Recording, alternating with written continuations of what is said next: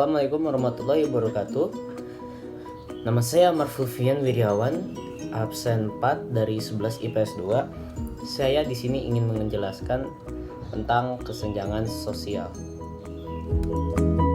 Pertama, mari kita jelaskan apa itu kesenjangan sosial.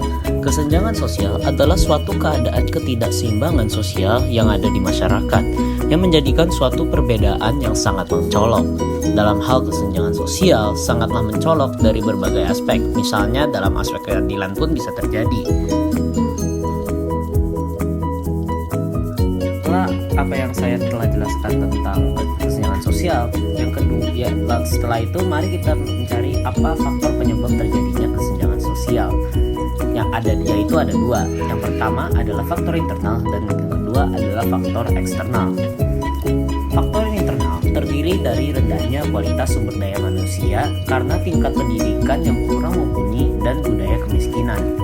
Budaya kemiskinan adalah sikap mudah menyerah, pasrah terhadap keadaan, apatis, dan tidak ada keyakinan masa depan yang baik. Mengapa banyak masyarakat yang bersikap seperti itu? Karena mereka tidak berdaya dari segi ekonomi dan kekuasaan. Para pejabat tinggi negara seolah-olah tidak mampu mendorong sikap pesimis mereka. Dibiarkanlah yang miskin menjadi semakin miskin, begitu pula sebaliknya, yang kaya pun semakin kaya. Setelah faktor internal, ada faktor eksternal.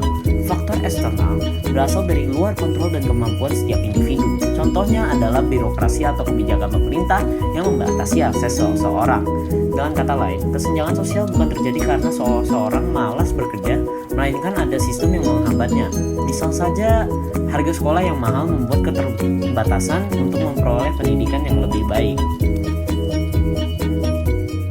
Lalu mari kita bahas dampak terjadinya kesenjangan sosial. Kesenjangan sosial dapat menyebabkan melemahnya wirausaha, terjadinya kriminalitas, dan hadirnya monopoli.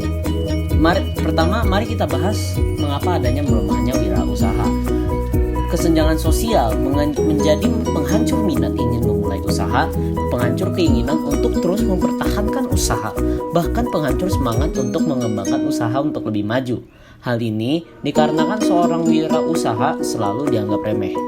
Lalu yang kedua, rentannya dan terjadinya kriminalitas.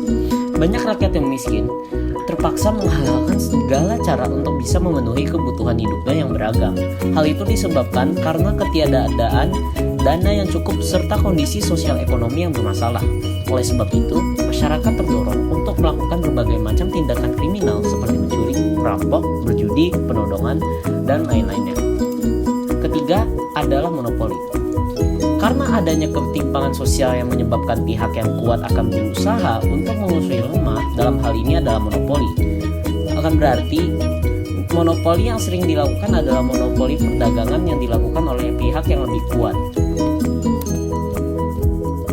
Lalu upaya untuk menyelesaikan masalah kesenjangan sosial dapat dilakukan banyak cara, yaitu ada 3. Yang pertama adalah pendidikan. Dalam mengurangi kesenjangan sosial yang ada di Indonesia, banyak sekali hal yang kita lakukan dalam bidang pendidikan. Contohnya adalah pembangunan sekolah di wilayah-wilayah pelosok atau pinggiran Indonesia, agar mereka mendapatkan ilmu, menimba ilmu, dan juga mereka bisa mencari kerja dengan ilmu yang ditimbanya. Yang kedua adalah pembagian buku pelajaran secara gratis bagi anak-anak yang tidak mampu, agar mereka juga ada dorongan untuk belajar. Yang ketiga adalah pembagian alat-alat tulis secara gratis bagi anak-anak yang tidak mampu.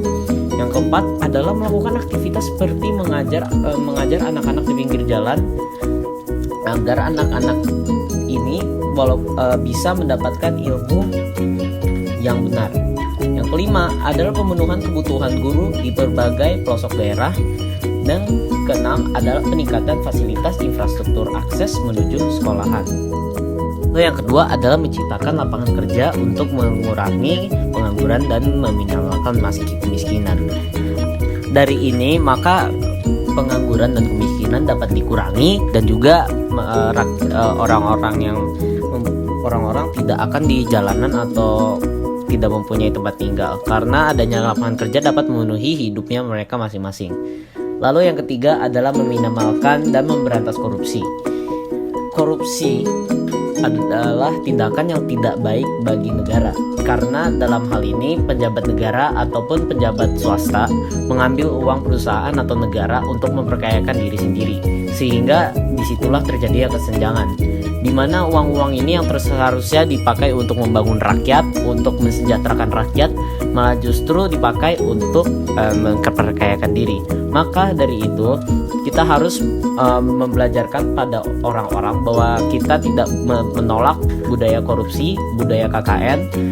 Lalu kita juga memberantas para pelaku korupsi agar dan memberikan efek jerah pada pelaku korupsi agar kebiasaan korupsi di tingkat pemerintahan dan tingkat swasta dapat hilang selamanya demi negara ini. Itu sekianlah dari saya tentang kesenjangan sosial. Semoga mohon maaf apabila ada kesalahan. Semoga bagi yang menonton dapat mengerti kesenjangan sosial dan dampaknya dan juga upaya dan solusinya. Saya Marfufian Wiryawan ingin mengucapkan terima kasih. Wassalamualaikum warahmatullahi wabarakatuh.